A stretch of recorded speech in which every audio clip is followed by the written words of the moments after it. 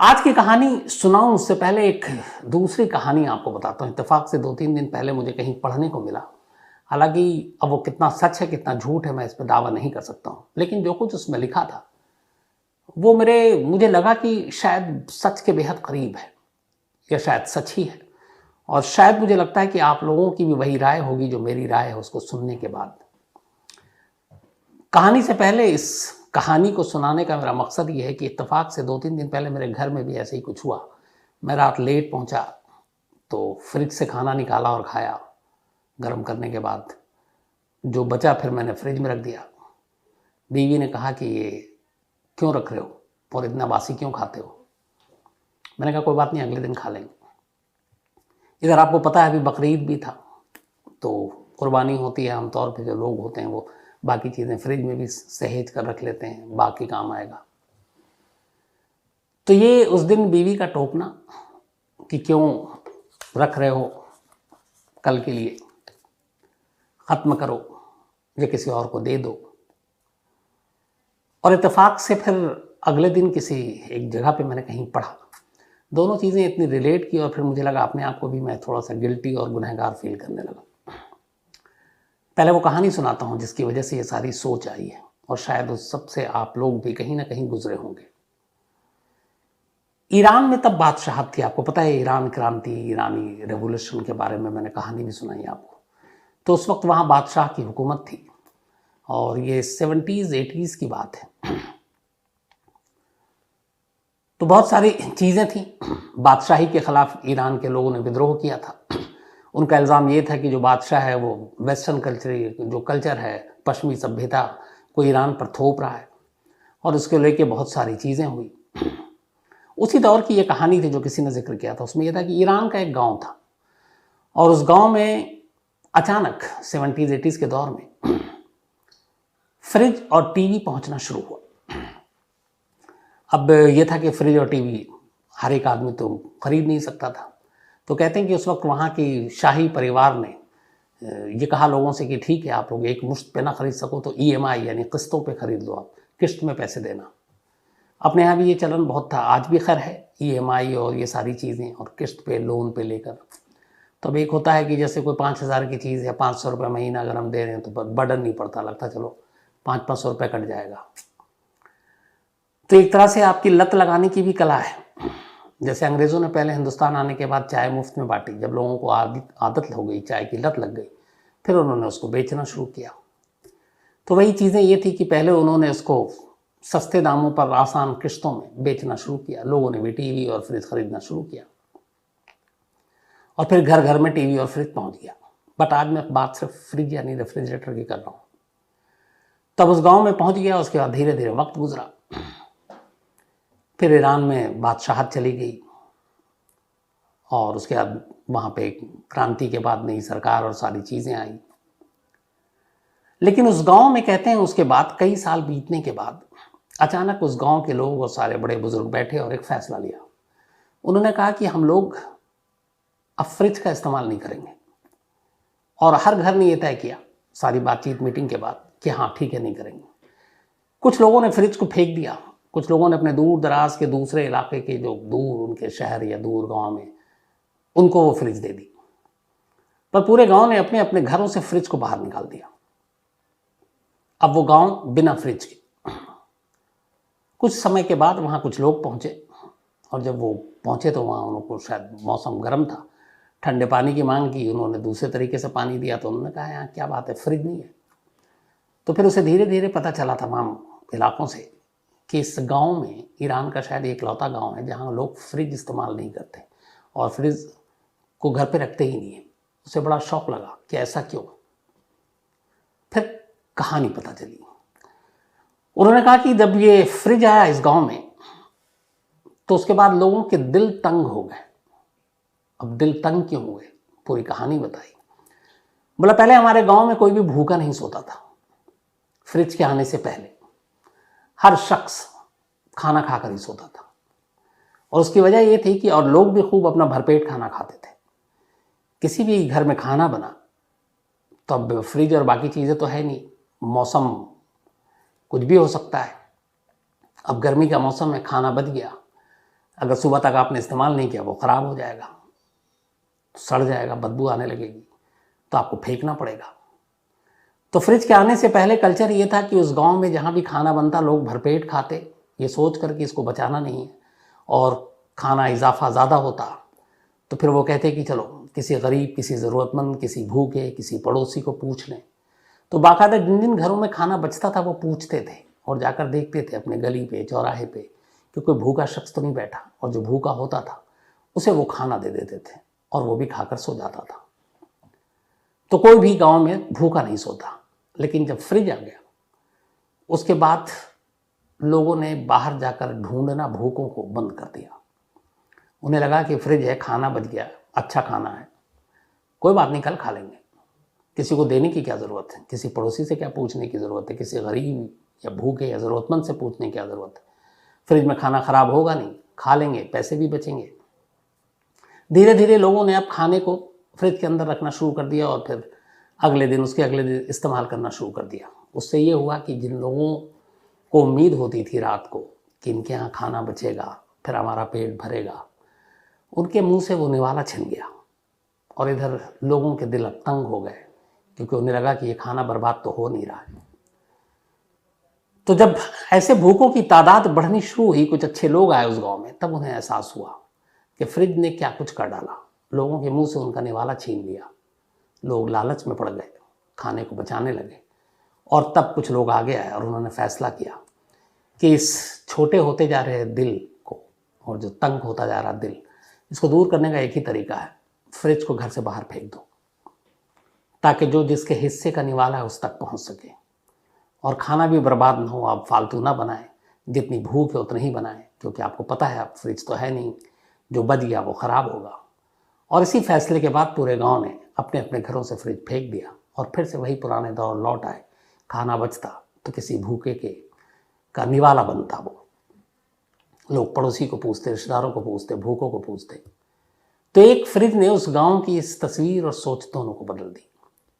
यही चीज़ उस दिन मुझे ख्याल आया कि अगर फ्रिज ना होता तो शायद मैं अगले दिन के लिए ना रखता, क्योंकि मैं तो मानता हूँ कि वो ख़राब तो होगा नहीं, नेक्स्ट डे भी यूज़ करूँगा, और शायद मैं उस रात किसी भूखे को जाकर वो खाना खिला सकता था।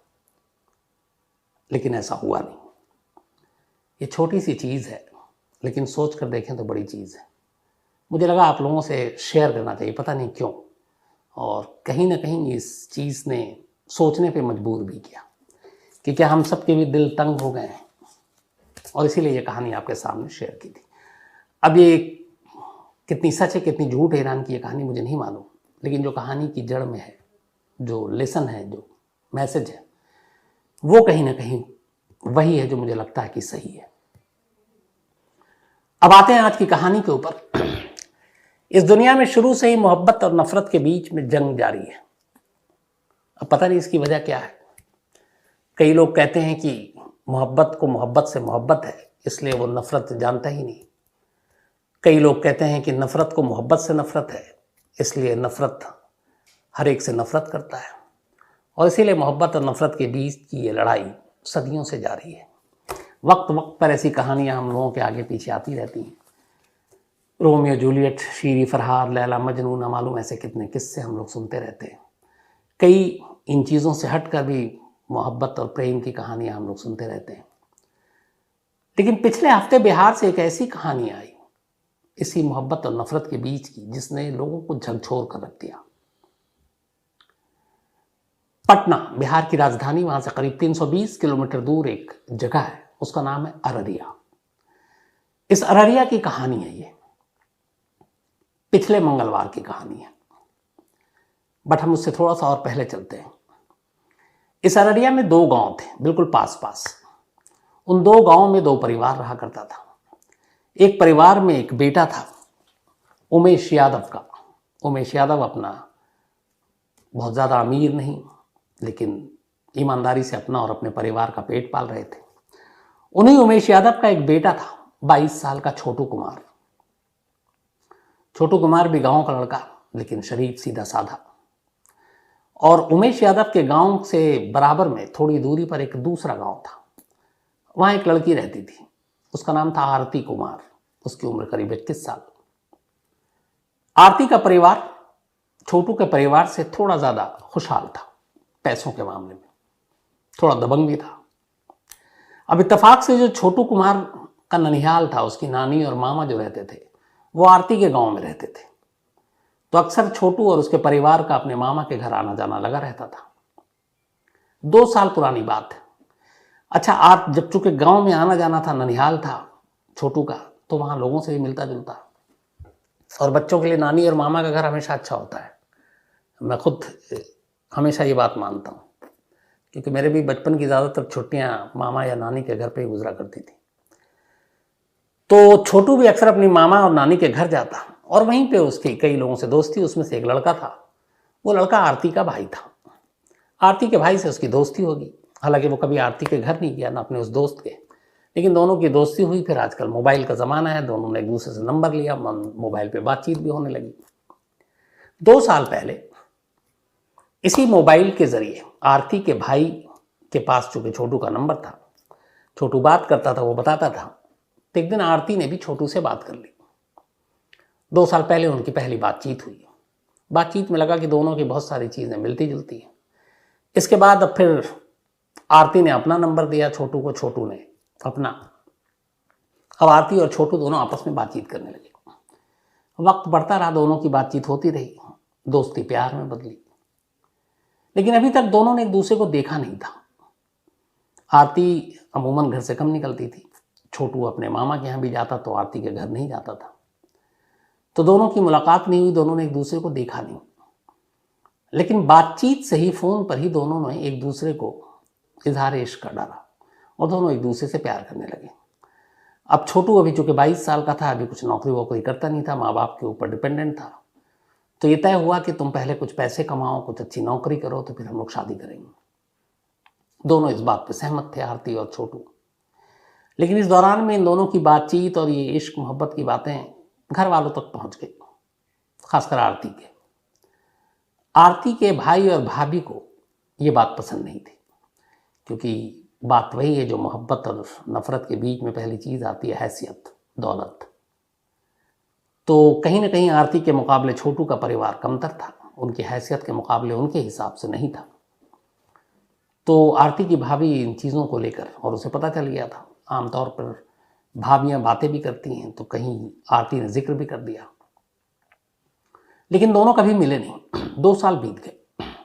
इस दौरान आरती के घर वालों को अब छोटू के बारे में पता चला, और फिर उन्हें लगा कि इसे रोकना चाहिए। इधर आरती ये थी कि शादी करेगी छोटू से, लेकिन छोटू कुछ बन जाए। फोन पर जारी ये इश्क यूं ही चल रहा था, छोटू उधर अपना बेखबर। लेकिन बीच बीच में जब इन दोनों के इश्क की कहानी घर में आम हुई आरती के, तो घर वालों ने कई बार धमकी भी दी आरती को कि उसको समझा देना, अगर छोटू इस तरफ दिखा, इस गांव में दिखा, तो हम उसे मार डालेंगे। अब छोटू का ननिहाल आरती के गांव में, घर के पास, मामी और नाना वहीं, नानी। तो आरती ने कई बार कहा भी कि तुम अपने मामा या नानी के घर मत आया करो, मेरे घर वाले तुम्हारे दुश्मन हो चुके हैं, कुछ भी कर सकते हैं। तो उसने बोला, अरे ऐसा कुछ नहीं होगा। वो समझाती थी, वो मानता नहीं था। इत्तेफाक से लास्ट ट्यूसडे को, इसी जुलाई के महीने में शाम के वक्त, छोटू अपने मामा के घर जाता है, यानी आरती के गांव, बहुत ज़्यादा दूरी थी नहीं। वहाँ जाता है अपने मामा के घर। जब वो मामा के घर में दाखिल हो रहा था, तभी आरती की भाभी छोटू को देख लेती है कि वो अपने मामा के घर आया। जैसे ही वो देखती है कि वो उसके गांव में आया हुआ है, वो अपने पिता, मतलब अपने ससुर, अपने पति, इन सबको बताती है कि वो छोटू जो लड़का है वो अपने मामा के घर आया आज। अब इसी के बाद से पूरी कहानी शुरू हुई।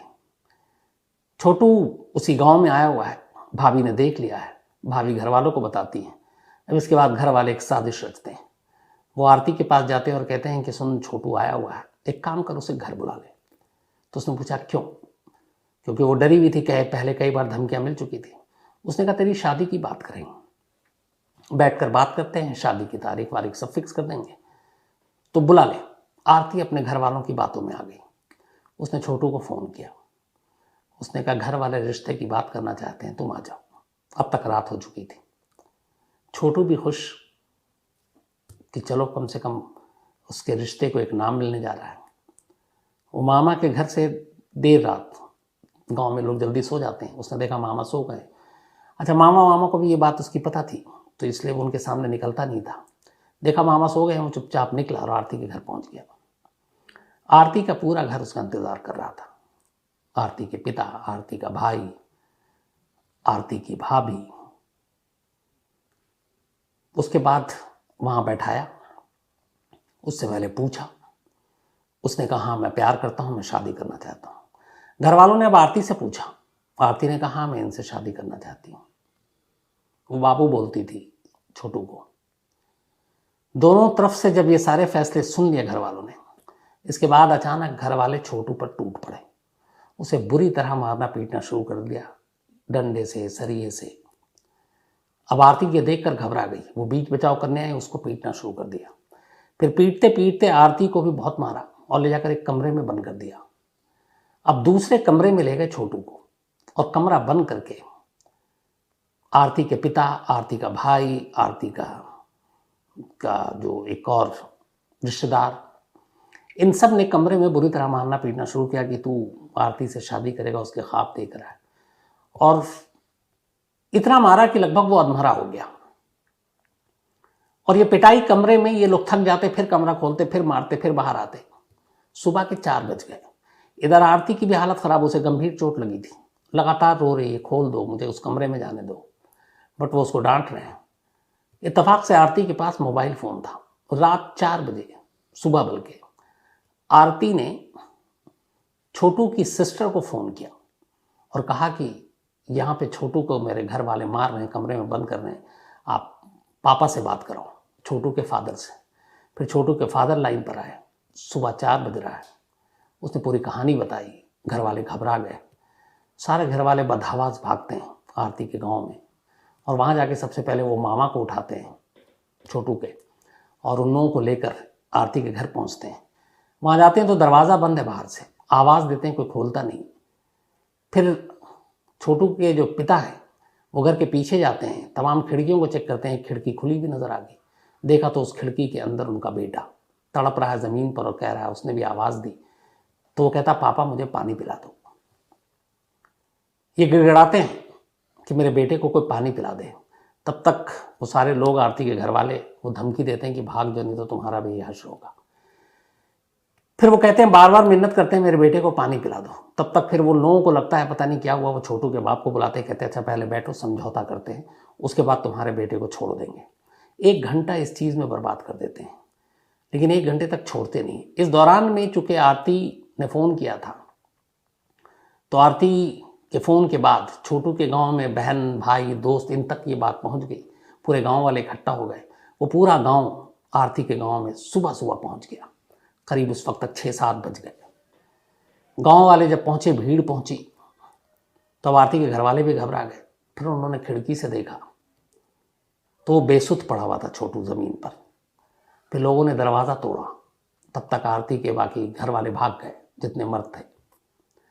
दरवाज़ा तोड़ा, तब तक छोटू की जान जा चुकी थी।